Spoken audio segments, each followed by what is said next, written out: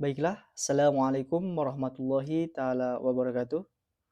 Halo semuanya, perkenalkan kami dari kelompok 8. Pada kesempatan kali ini, kami akan memaparkan materi dengan judul Pengenalan Bahasa Alami atau Natural Language Processing dalam Kecerdasan Buatan. Materi ini kami susun sebagai bagian dari tugas UAS pada mata kuliah Kecerdasan Buatan yang dibimbing oleh Bapak Cahyo Hermanto, MKOM, selaku dosen pengampu.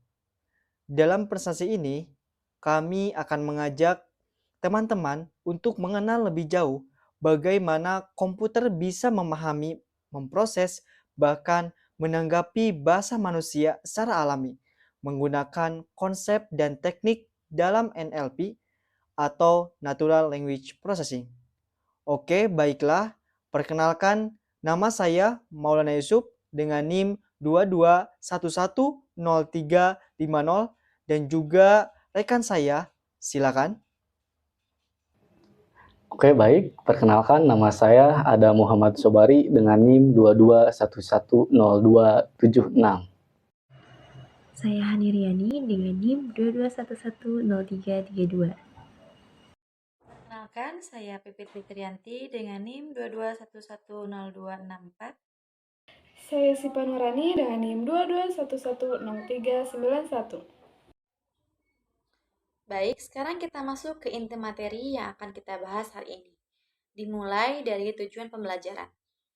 Pada pembelajaran kali ini ada beberapa tujuan utama yang ingin kami capai. Yang pertama, mengkaji konsep dasar pengenalan bahasa alami dalam konteks kecerdasan buatan. Kedua, menjelaskan peran pengetahuan dan konteks dalam interpretasi bahasa oleh komputer. Yang ketiga, mengidentifikasi permasalahan umum dalam memproses bahasa alami atau NLP. Yang keempat, menganalisis proses sintaksis sebagai bagian penting dalam NLP. Yang kelima, menjelaskan struktur grammar dan fungsi parser dalam pemahaman bahasa. Dan yang terakhir, menerapkan pendekatan Automated Transition Network atau ATN dalam pemrosesan bahasa. Sekarang kita masuk ke bagian perencanaan pengetahuan dalam bahasa. Tapi sebelum memulai pembahasan, sebenarnya apa sih NLP itu? NLP atau Natural Language Processing adalah cabang dari kecerdasan buatan yang bertujuan agar komputer mampu memahami, menafsirkan, dan menghasilkan bahasa alami yang digunakan manusia. NLP mencakup berbagai proses mulai dari analisis struktur kalimat, semantik, pragmatik, hingga konteks sosial dan budaya, agar komputer dapat berinteraksi secara efektif dan akurat dengan pengguna dalam bahasa manusia. Nah, sekarang kita akan membahas tentang peranan pengetahuan dalam bahasa. Bahasa manusia sering tidak selalu menyampaikan makna secara langsung. Banyak hal yang hanya bisa dipahami kalau kita tahu apa yang terjadi di dunia nyata. Nah, begitu juga dengan komputer. Agar komputer bisa benar-benar memahami maksud dari kalimat, dia harus punya pengetahuan dunia nyata atau yang disebut dengan word knowledge. Contohnya, Ali menabrak tiang karena dia mengantuk. Komputer tidak akan langsung tahu maksud kalimat ini hanya dengan melihat kata-katanya saja.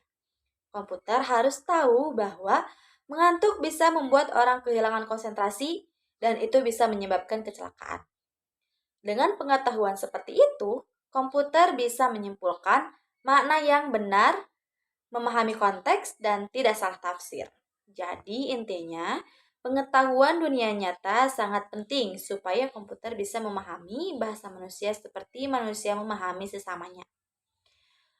Dan yang selanjutnya, kita bahas mengenai tantangan yang muncul saat komputer berusaha memahami bahasa manusia. Di slide ini kita akan lihat beberapa masalah utama yang sering dihadapi dalam pengolahan bahasa alami. Yang pertama, ada ambiguitas. Ini terjadi saat satu kata atau kalimat punya lebih dari satu makna, tergantung konteksnya. Contohnya, saya melihat orang dengan teropong. Apa maksudnya? Apakah saya yang memakai teropong untuk melihat orang atau orang itu yang membawa teropong? Nah, komputer sering kesulitan membedakan makna yang seperti ini. Kemudian ada juga idiom atau ungkapan khusus yang kadang tidak bisa diterjemahkan begitu saja secara harfiah. Di Indonesia, kita sering dengar ungkapan meja hijau. Kalau diterjemahkan ke bahasa lain, komputer bisa mengartikannya sebagai ya benar-benar meja berwarna hijau. Padahal maksudnya adalah pengadilan. Inilah yang bikin NLP butuh pemahaman konteks budaya. Belum lagi masalah multibahasa dan variasi dialek. Karena satu bahasa saja bisa punya banyak dialek. Misalnya di Indonesia saja, kata Anda di bahasa Indonesia bisa jadi sampean di bahasa Jawa atau ente di bahasa Betawi. Atau kata kamu yang punya banyak versi. Bayangkan kalau sistem harus memahami semua itu dalam satu waktu. Dan yang terakhir ada konteks sosial dan budaya, di mana satu kata bisa punya makna berbeda tergantung siapa yang memakai dan di mana digunakan. Contoh paling sederhana, kata bule di Indonesia mungkin dianggap biasa, tapi di negara lain kalau diterjemahkan langsung bisa jadi dianggap kurang sopan. Jadi NLP juga harus peka terhadap norma sosial di tiap budayanya. Nah, keempat hal inilah yang membuat pemrosesan bahasa alami bukan hal yang sederhana. Oke, terima kasih atas waktu yang diberikan kepada saya. Pada kesempatan kali ini kita akan membahas mengenai proses sintaksi. Nah, sebelum kita membahas lebih jauh, pernahkah teman-teman bertanya atau mengingat bagaimana komputer bisa memahami struktur kalimat? Misalnya, membedakan saya makan nasi makan saya. Nah, disinilah peran proses penting sintaksis dalam pemrosesan bahasa alami atau NLP. Proses sintaksis sendiri atau syntactic processing merupakan tahapan penting dalam pemrosesan bahasa alami yang berfokus pada analisis struktur kalimat. Dalam konteks natural language processing atau NLP, proses ini dikenal dengan istilah parsing yang bertujuan untuk membangun representasi struktur kalimat berdasarkan aturan gramatikal. Misalnya, parsing bisa membantu sistem memahami siapa yang melakukan apa, mana subjek, mana objek, kata kerja apa yang digunakan. Nah, selanjutnya, setelah kita memahami bahwa proses sintaksi berfungsi untuk menganalisis struktur kalimat, sekarang kita masuk kepada contoh konkret, yaitu melalui proses tagging dan visualisasi struktur sintaksis. Nah, teman-teman sendiri tahu nggak apa itu proses tagging? Nah, proses tagging adalah singkatan dari part of speech tagging. Ini adalah langkah awal dalam proses sintaksis yang digunakan mengklarifikasi setiap kata dalam kalimat berdasarkan jenis katanya, seperti kata benda, kata kerja, kata sifat, dan sebagainya. Nah, kita lihat contoh di bawah ini. Nah, di sini ada sebuah kalimat yang kalimat Ali membaca buku itu dengan serius. Nah, dari kalimat itu, setiap kata dianalisis dan diberi label post sebagai berikut nih. Ali, post tag-nya memiliki NNP, keterangannya noun paper, berarti nama orang. Nah, selanjutnya di bawahnya ada membaca, biasanya memiliki post tag FB atau verb. Biasa itu merujuk kepada kata kerja. Lalu ada buku. Nah, buku ini memiliki post tag NN atau noun. Biasa ini untuk kata benda umum. Yaitu ada juga itu, biasa memiliki post tag yaitu DT atau determinan sebagai penunjuk. Ada juga kata dengan. Ini mengartikan memiliki post tag IN, yaitu preposition atau kata depan. Yang selanjutnya ada serius. Serius memiliki post tag JJ atau adjektif sebagai kata sifat. Nah, proses-proses di atas penting agar sistem memahami peran tiap kata dalam kalimat, bukan hanya mengenalinya sebagai kata saja. Nah, pada gambar di samping, gambar di kanan ini menunjukkan visualisasi struktur kalimat. Nah, pada bagian atas yaitu huruf S mewakili kalimat utuh atau sentence. Selanjutnya ada kalimatnya dipecah menjadi NP atau non-parse, yaitu Ali, dan VP, yaitu from parse, yaitu membaca buku. Lalu di bawahnya juga ada NP di bawah VP ya, menunjukkan bahwa buku adalah objek dari kata kerja membaca. Nah, struktur kalimat ini membantu sistem mengetahui hubungan antara kalimat. Misalnya, siapa melakukan tindakan berarti jawabannya Ali. Nah, tindakan apa yang dilakukan berarti ini adalah membaca. Dan apa yang dibaca berarti ini adalah jawabannya buku. Nah, kesimpulan dari yang apa saya bahas sekarang yaitu proses sintaksis adalah fondasi utama dalam pemahaman bahasa oleh mesin. Melalui post-tagging dan parsing, sistem dapat mengenali struktur dan makna kalimat yang secara tepat, sehingga mampu menafsirkan, merespon, dan berinteraksi dengan bahasa manusia secara lebih cerdas dan konseptual. Baik, itu penjelasan dari saya. Selanjutnya akan disampaikan oleh rekan saya. Terima kasih. Oke, baik, terima kasih. Selanjutnya di bagian ini kita akan bahas tentang grammar dalam NLP atau Natural Language Processing. Nah, grammar di sini bukan cuma soal tanda baca ya, tapi tentang bagaimana komputer bisa memahami struktur kalimat dalam bahasa manusia. Grammar ini penting banget supaya komputer tahu apakah sebuah kalimat itu valid secara tata bahasa. Misalnya, kita sebagai manusia bisa langsung tahu mana kalimat yang benar dan mana yang kalimat tidak tepat secara struktur kan? Nah, komputer juga perlu aturan biar bisa ngerti itu. Biasanya, grammar dalam NLP dinyatakan dalam bentuk yang disebut Context Free Grammar atau CFG. CFG ini cukup kuat buat menangani banyak struktur kalimat dan tetap bisa diproses dengan cepat oleh algoritma. Intinya, grammar dalam NLP itu semacam aturan main supaya mesin bisa memahami kalimat seperti Ali membaca buku sebagai struktur yang benar, bukan cuma kumpulan kata acak. Oke, selanjutnya kita ke struktur dasar dari CFG. CFG itu terdiri dari 4 bagian penting, yaitu pertama, V. Ini adalah simbol non-terminal. Contohnya kayak S untuk sentence, NP untuk non-frase, dan VP untuk verb frase. Kedua, ada sigma. Ini simbol terminal alias kata-kata sebenarnya, seperti Ali, buku, atau membaca. Ketiga, R. Ini adalah aturan produksi, misalnya S menghasilkan NP dan PP, artinya kalimat terdiri dari non-frase dan verb frase. Terakhir, S. Ini adalah simbol awal, biasanya kita mulai dari simbol S untuk kalimat. Nah, supaya lebih kebayang, ini dia contoh CFG sederhana yang bisa kita gunakan untuk menganalisis kalimat. Yang pertama ada S menghasilkan NP dan PP. Artinya S adalah simbol untuk kalimat sentence. Kalimat ini terdiri dari 2 bagian, yaitu NP non-frase dan VP verb frase.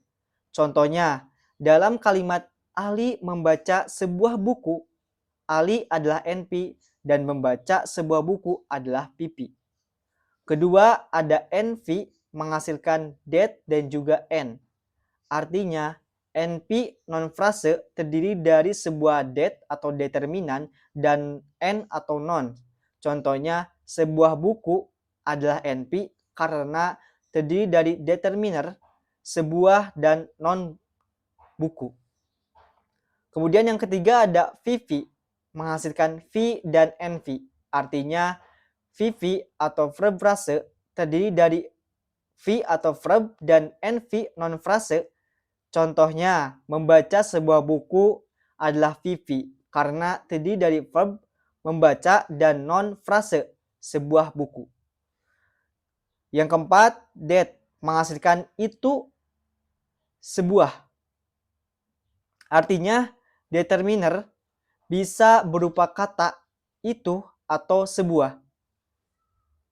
Ini adalah kata depan yang biasanya menjelaskan benda dalam kalimat. Yang kelima ada N, menghasilkan buku dan cerita. Artinya noun biasanya berupa kata, buku, atau cerita, yaitu kata benda yang menjadi objek dalam kalimat. Dan yang terakhir, V, menghasilkan membaca dan menulis. Artinya verb bisa berupa kata membaca atau menulis, yaitu kata kerja atau aksi yang dilakukan oleh objek. Yaitu kata kerja atau aksi yang dilakukan oleh subjek. Dengan grammar ini, sistem bisa mengenali kalimat seperti Ali membaca sebuah buku sebagai struktur yang benar. Jadi, ini bukan sekadar kata yang disusun, tapi punya makna struktur yang bisa dipahami oleh mesin. Keren ya, grammar ini bisa komputer lebih pintar. Keren ya, grammar ini bikin komputer lebih pintar dalam memahami bahasa alami. Terima kasih, itu penjelasan dari saya. Selanjutnya akan disampaikan oleh rekan saya. Silakan. Selanjutnya kita akan membahas mengenai parser dan teknik parsing. Pada bagian ini saya akan menjelaskan 4 teknik parsing yang umum digunakan dalam Natural Language Processing atau NLP. Parsing adalah proses penting dalam memahami struktur kalimat. 4 teknik parsing yang pertama yaitu top-down parsing. Teknik ini dimulai dari simbol awal yaitu S atau sentence dan mencoba membentuk kalimat berdasarkan aturan grammar. Misalnya, S menghasilkan NP dan VP, lalu NP menghasilkan that dan N, dan seterusnya. Untuk penjelasannya, S adalah simbol awal, biasanya mewakili sentence atau kalimat. NP adalah prastanomina atau subjek, sedangkan VP adalah frasa verba atau predikat. Aturan S menghasilkan NP dan VP, artinya sebuah kalimat terdiri dari sebuah prastanomina diikuti oleh frasa verba. Contohnya, Ali membaca buku. Pendekatan ini membangun struktur dari level paling atas atau struktur besar kalimat, kemudian terus diturunkan ke bagian-bagian kata yang lebih kecil. Keunggulannya, pendekatan ini cocok untuk bahasa yang struktur kalimatnya sudah jelas dan teratur. Selanjutnya, yang kedua yaitu bottom-up parsing. Teknik ini kebalikan dari top-down, yaitu dimulai dari kata-kata masukan seperti Ali membaca buku. Lalu mencoba membentuk struktur grammar ke atas hingga mencapai simbol awal, yaitu S. Jadi, bottom-up parsing bekerja dari kata-kata mentah menuju struktur kalimat lengkap, dengan cara membangun satu per satu dan menggabungkannya berdasarkan aturan grammar. Nah, dalam contoh ini, kalimat Ali membaca buku dipecah menjadi Ali, kita mulai dari kata Ali. Lalu sistem mengenali bahwa Ali adalah proper noun atau nama diri atau NNP. Kemudian dari grammar kita diketahui bahwa NNP bisa membentuk prasanomina atau NP, maka simbol pertama di stack adalah NP. Selanjutnya, kata membaca adalah sebuah kata kerja, maka dimasukkan ke stack sebagai V. Sedangkan kata buku adalah kata benda, dikenali sebagai N. Dalam grammar, kita punya aturan bahwa N dapat membentuk NP, maka buku diubah menjadi prasa NP. Lalu tahap selanjutnya yaitu P dan NP digabung menjadi VP, dan terakhir NP dan VP digabung menjadi S, yaitu simbol kalimat utuh. Proses parsing ini berjalan dari bawah ke atas, dengan mencari kemungkinan penggabungan bagian-bagian kalimat menjadi struktur yang lebih besar. Teknik ini sangat berguna dalam menangani struktur kalimat yang fleksibel dan kompleks. Berikutnya, yang ketiga yaitu ada shift-reduce parsing. Ini adalah metode parsing bottom-up berbasis stack dan dilakukan dengan 2 operasi utama. Yang pertama yaitu shift, yaitu memasukkan kata ke dalam stack. Yang kedua yaitu reduce, menggantikan urutan simbol di stack menjadi satu simbol berdasarkan aturan grammar. Contohnya, Jika stack berisi NP dan VP, dan ada aturan grammar S menghasilkan NP dan VP, maka kita bisa melakukannya reduce menjadi S. Nah, teknik ini sangat efisien dan banyak digunakan dalam pemrosesan bahasa karena cepat dalam penggabungan struktur. Dan yang terakhir yaitu card parsing. Ini adalah teknik parsing yang menyimpan hasil parsial agar tidak perlu dihitung ulang, sehingga lebih efisien terutama dalam menangani kalimat ambigu. Teknik ini digunakan oleh algoritma seperti early parser dan CYK algorithm. Sebagai ilustrasi, card parsing cocok digunakan untuk kalimat seperti dia menulis surat, karena setiap kemungkinan struktur kalimat disimpan dan bisa dianalisis ulang dengan cepat tanpa memulai dari awal. Jadi, keempat teknik parsing ini, top down, bottom up, shift reduce, dan card parsing, masing-masing memiliki keunggulan tersendiri tergantung kebutuhan analisis kalimatnya. Nah, memahami teknik ini akan membantu kita dalam membangun sistem NLP yang lebih efisien dan akurat dalam memahami bahasa alami. Pada bagian ini, saya akan menjelaskan tentang Automated Transition Network atau disingkat ATN, salah satu metode parsing berbasis automata yang digunakan dalam pemrosesan bahasa alami. ATN adalah metode parsing yang dikembangkan untuk mengatasi keterbatasan dari Finite State Automaton atau FSA, terutama dalam menghadapi kalimat yang kompleks dan mengandung struktur rekursif.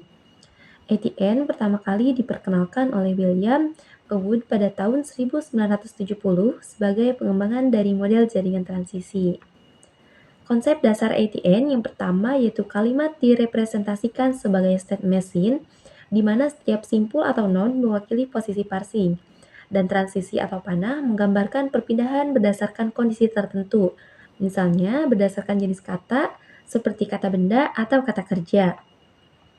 Kedua, ATN mendukung struktur subjaringan atau subnetwork.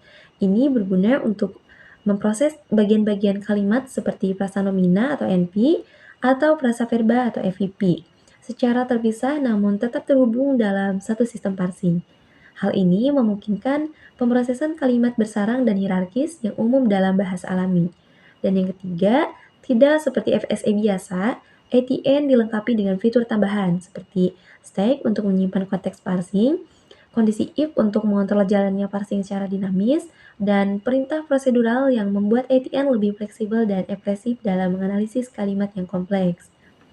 Dengan kemampuannya menangani struktur kalimat yang rekursif, mendukung pemrosesan hierarkis, serta penggunaan stack dan kondisi logika, ATN menjadi salah satu pendekatan parsing yang sangat kuat dalam bidang natural language processing, khususnya saat berhadapan dengan struktur bahasa yang kompleks dan tidak linear. Nah, setelah dijelaskan soal struktur dasar kalimat, sekarang kita lanjutkan ke topik yang masih nyambung, yaitu ATN atau Automated Transition Network. Nah, gampangnya ATN ini kayak peta buat bantu mesin ngerti bagian-bagian dari kalimat. Misalnya kalimat siswa membaca buku di perpustakaan. Nah, ATN akan pecah kalimat itu jadi 3 bagian. Ada NMP buat frasa, nomina kayak siswa, ada VP buat frasa verbal kayak membaca buku, dan PP buat frasa preposisi kayak di perpustakaan. Keunggulannya, ATN bisa handle kalimat kompleks, mendukung kondisi, dan cocok buat bahasa alami yang gak selalu terstruktur. Simpelnya, ATN bisa bikin mesin jadi lebih pintar dalam memahami bahasa kita. Oke, untuk bagian yang terakhir, pada kesimpulan, Natural Language Processing atau NLP merupakan cabang penting dalam kecerdasan buatan yang memungkinkan komputer untuk memahami, menafsirkan, dan menghasilkan bahasa alami manusia. Karena sifat bahasa yang kompleks dan seringkali tidak eksplisit, pemrosesan bahasa memerlukan pendekatan yang simetris dan terstruktur. Dalam hal ini, proses sintaksis menjadi dasar penting untuk mengenali struktur kalimat dengan bantuan grammar seperti konteks pre-grammar serta berbagai teknik parsing. Salah satu pendekatan awal yang digunakan adalah Automated Transition Network atau ATN yang membantu menganalisis kalimat kompleks dengan lebih efisien.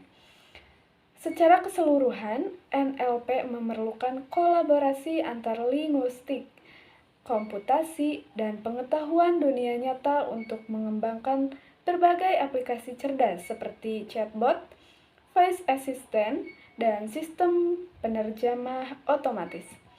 Dengan pemahaman ini, kita bisa melihat bagaimana teknologi bahasa berkembang dan semakin mendekatkan manusia dengan mesin. Demikian rangkaian materi mengenai pemrosesan bahasa alami dan pendekatan ATN. Semoga dapat memberikan wawasan baru dalam memahami kompleksitas bahasa dan bagaimana teknologi mengolahnya. Baik, demikianlah presentasi dari kelompok kami mengenai pengenalan NLP dalam kecerdasan buatan. Semoga materi yang kami sampaikan dapat menambah pemahaman teman-teman tentang bagaimana bahasa manusia dapat diproses oleh mesin secara cerdas dan efisien. Kami menyadari bahwa masih banyak kekurangan dalam penyampaian maupun isi materi ini. Oleh karena itu, kami sangat terbuka terhadap saran dan masukan untuk perbaikan ke depannya. Untuk menunjang penyusunan materi ini, kami juga telah merujuk beberapa sumber dan referensi yang kami cantumkan dalam daftar pustaka. Terima kasih atas perhatian teman-teman semua. Mari terus semangat belajar dan jangan pernah lelah untuk mencari ilmu, karena masa depan dibentuk dari apa yang kita pelajari hari ini. Wassalamualaikum warahmatullahi taala wabarakatuh.